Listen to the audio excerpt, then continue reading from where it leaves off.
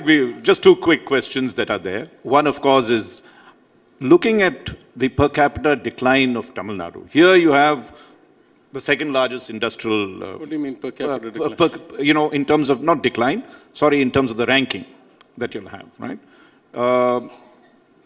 Considered the second largest industrial state, doing well in all this, but you see from 2011 onwards, your ranking in the national level is beginning to drop, and I think the highest it reached was, the best performance was 4, and then it started rising again to 6, 7 in the current thing. Now, what is the reason for this decadal decline, and how would you, because at the end of the day, all your plans means money, unless your per capita income is increasing, I'm not even sure 11 is the right mark. I would say 14 is the mark. I've done a lot of study on this, but let's assume that your data is right.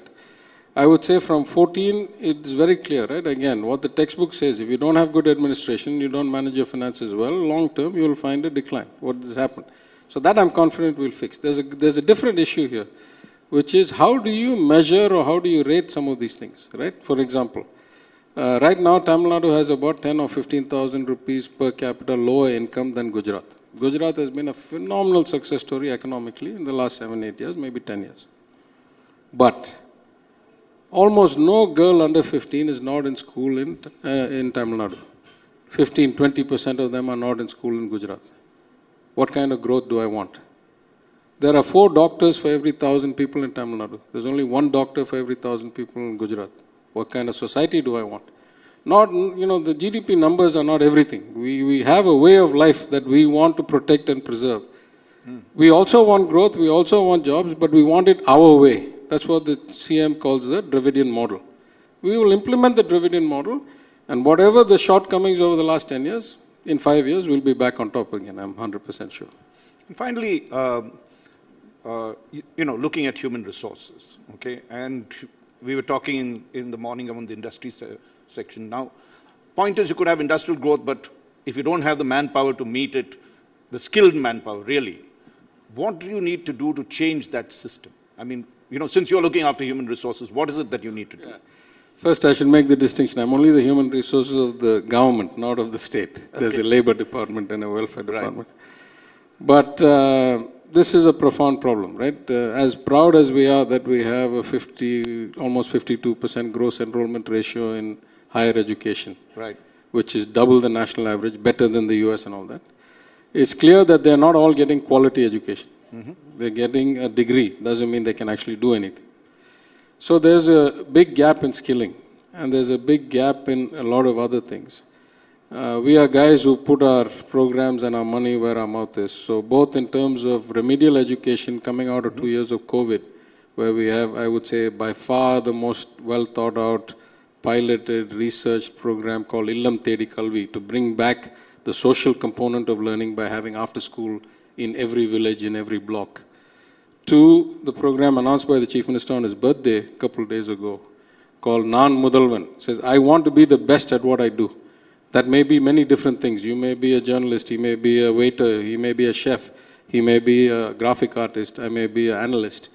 But we got to inculcate that professionalism and that desire to do whatever you do with pride in your work, irrespective of the work, and to fit the skills of these people to the industry and the needs of society. So we had a wide range of people. We had the UK Deputy High Commissioner, my friend Oliver. We had Nadarajan, the cricketer. We wanted to show that there's all these different walks in life and that whatever you choose to do, you excel and you drive yourself. And we are going to set up guidance counselors in every school. I'm going to personally go and lecture for their training.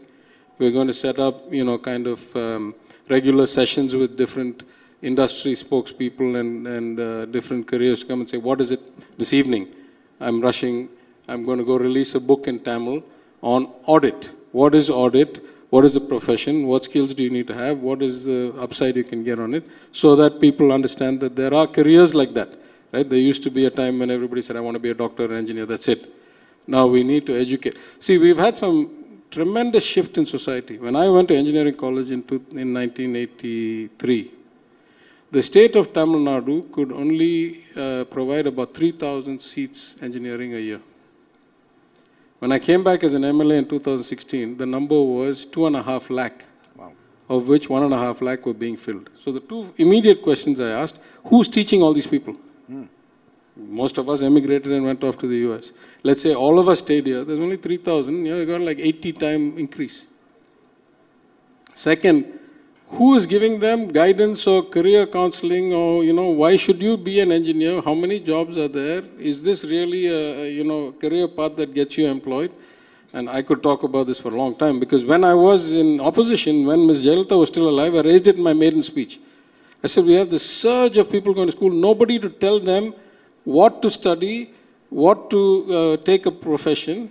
And so you must bring out career guidance, not just for the students, but the parents of these students, because most of these students are first generation students.